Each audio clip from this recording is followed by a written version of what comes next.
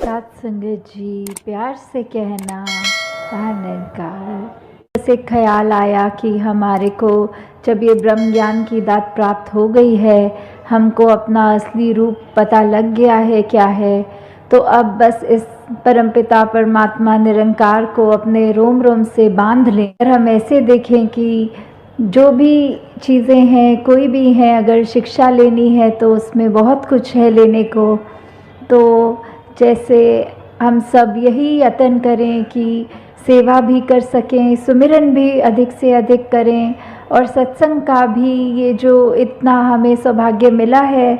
तो इसमें भी आके एक असल रूप में इस निरंकार, इस परमात्मा के साथ ऐसे जुड़ जाएं कि ये लिव कभी टूटे नहीं, और हमेशा हम चाहे कोई भी कार्य कर रहे हों, जिस प्रकार हमारे श्वास चल रहे होते हैं और कार्य भी होते रहते हैं साथ साथ, वैसे ही हम इस तरह इस प्रभु निरंकार के साथ एकमिक हो जाएं कि कुछ भी हो पर इसी में ही जी रहे हैं, ये एहसास बना रहे। तो आज ये जो हरदेव वाणी का जो ये शब्द चल रहा है, तो उसकी पंक्तियाँ कैसे मनुष्य को ये बात बताई जा रही है कि मन के भाव जो इंटेंशन होती है, और उसमें अगर क्या है, अगर हमारे यहाँ जो एक इंटेंशन है, एक हमारा भाव है, उसको कर्म के साथ हमें जोड़ना होता है। अगर हमारे मन में कोई ऐसा एक इंटेंशन आ गया है कि हम ये करना चाह रहे हैं, तो वो सिर्फ ख्याल रूप तक ही तब तक है जब तक उसको हमने कर्म का पार्ट नहीं बना दिया, कर्म में ढाल नहीं लिया, तो वो फिर एक हमारी नियत, हमारा करने का जो मन का भाव है, वो उस तरह हो जाता है कि जैसे एक इंसान अगर गलत सोचेगा तो फिर वो गलत ही करेगा, अगर वो पतन की ओर जाएगा तो फिर एक उसके कर्म उसको और नीचा धकेलेंगे। तो बात सिर्फ सोच की है, मन की है। मन में ऐसे बुरे ख्याल अगर आएंगे तो ही हम गलत काम भी करेंगे, और उसी को अगर हमने ऐसा देखना है कि हमें गलत काम से दूर रहना है, हमें अगर उस तरह अपने जीवन को एक खुशबूदार फूल की तरह रखना है, तो हम अपने ख्याल में, अपने जहन में ही ऐसा कुछ आने नहीं देंगे जो आगे चल के हमारे कर्म में बन जाए। हाँ जी, तो यहाँ भाव फिर से यहाँ विपरीत एक अच्छा भाव है, तो वो देखें कि कैसे वही इंसान अगर हो पर मन में उसके जो भाव आ रहे हैं वो अच्छाई के लिए आ रहे हैं, कुछ अपने लिए अच्छा, पूरे समाज के लिए अच्छा, अपने मन को और एक सुंदर रूप देने का, अपने ये जीवन में मानवीय गुण भरने का जो भाव है, तो फिर उसकी तुलना एक भगवान रूप के साथ यहाँ तक कर दी है। जैसे हमने वो भी उदाहरण देखा हुआ है भाई कन्हैया का, कि ये मन का भाव ही है कि चाहे युद्ध के समय दो अलग सेनाएं हैं, और जो भी जिनको चोट लगी, जो बेहोश हो के गिरे या ऐसी हालत हुई शरीर की, तो भाई कन्हैया ने सभी को पानी पिलाया, क्योंकि यही मन का भाव कि सभी अपने हैं। तो फिर ये बात वही है, मन के भाव पे आधारित हो रही है कि ये मन के भाव ही हैं अगर हमारे स्वच्छ, तो हमको वो एक भगवान का दर्जा भी हमारे अंदर ये आ रहा है कि एक मनुष्य होते हुए हमारे कर्म एक इतने ऊंचे हैं। और यहाँ वही अगर हमारा एक मनुष्य होने के बावजूद हम अपने ऐसे कर्म करें जिससे हम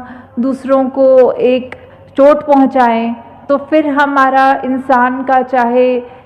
एक आकार वो है, पर साथ में यही कहा जाएगा कि ये मनुष्य नहीं, ये शैतान है। तो जब अगर कोई इंसान अपना इलाज करने जा रहा है डॉक्टर के पास, और वो जो एक सर्जरी होती है, तो डॉक्टर के हाथ में एक सर्जिकल नाइफ होती है जिससे उसको वो शरीर को काटना होता है, और वो अंदर जो भी शरीर के खराबी है उसको सही करना होता है। और वहीं अगर कोई चोर लुटेरे डाकू की बात आती है, चाकू तो उनके हाथ में भी होता है।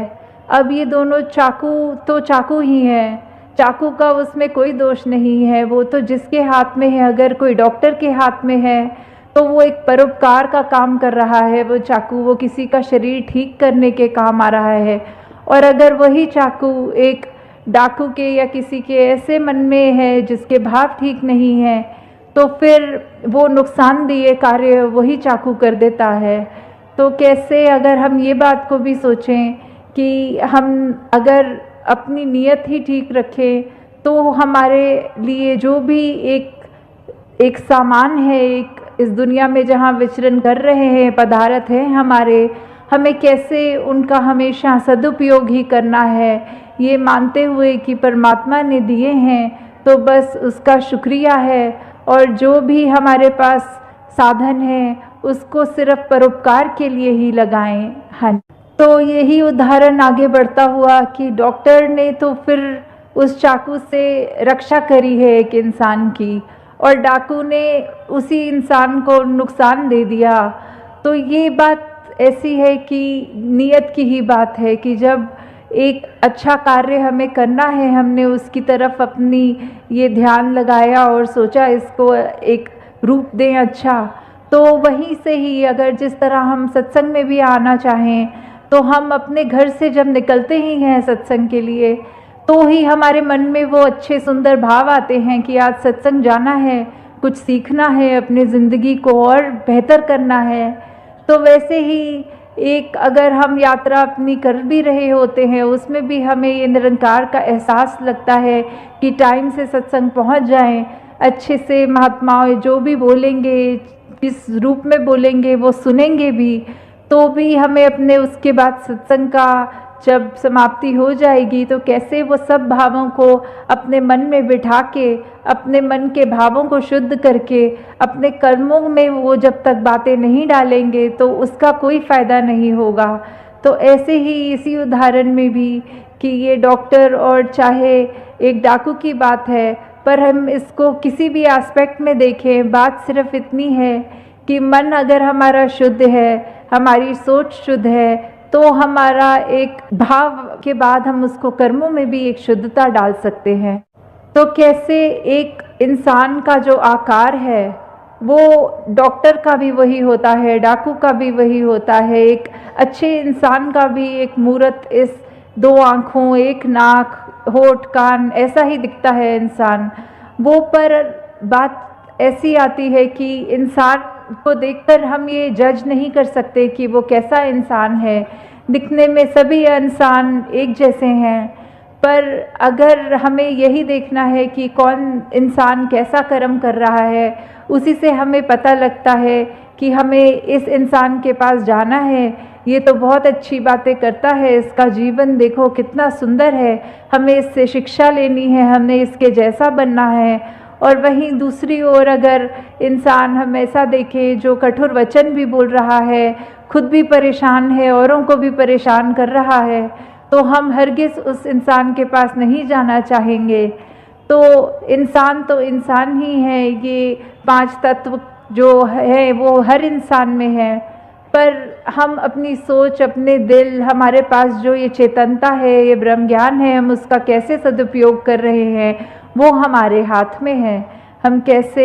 अपने जीवन की दिशा को कहाँ ले जाना चाहते हैं ये भी हमारे हाथ में है। हाँ जी। एक बुराई करता हरदम, एक भलाई करे सदा।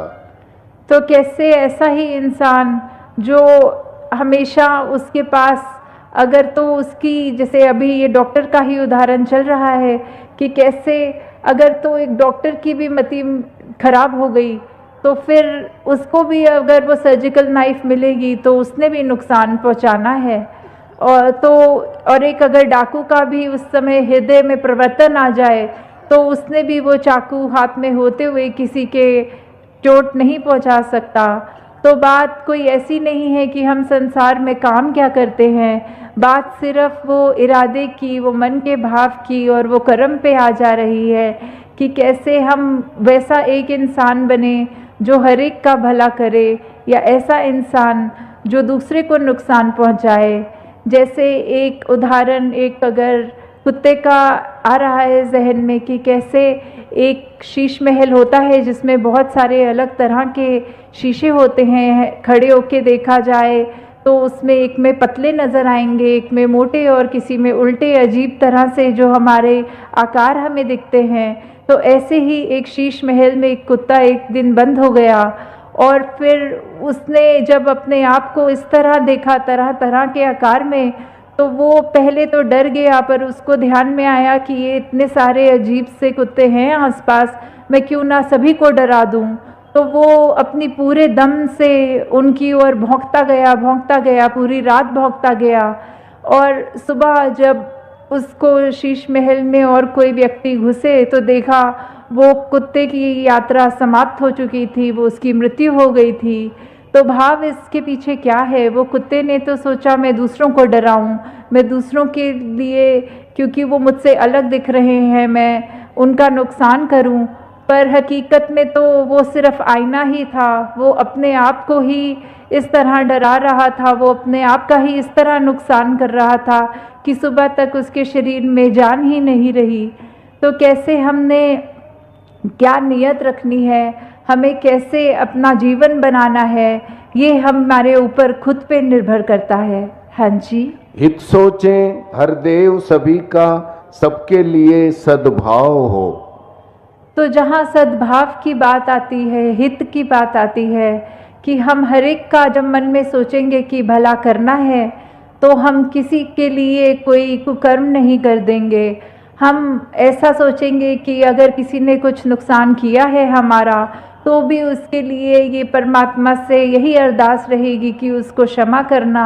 उसके अंदर अगर कोई भाव बिगड़ रहे हैं, तो उसकी मति में अगर कुछ खराबी है, तो दातार उसको ठीक सोच बख्शे, दातार उसके कर्मों को सुधार दे। और कैसे फिर वही उदाहरण आ जाता है फूल का कांटों का, कि कैसे शायर भी एक फरमा रहे हैं कि फूलों ने तो निभा ली कांटों से, पता नहीं इंसान किस दिन इंसान से प्यार करेगा। कि कहाँ ये चोट पहुंचाने वाले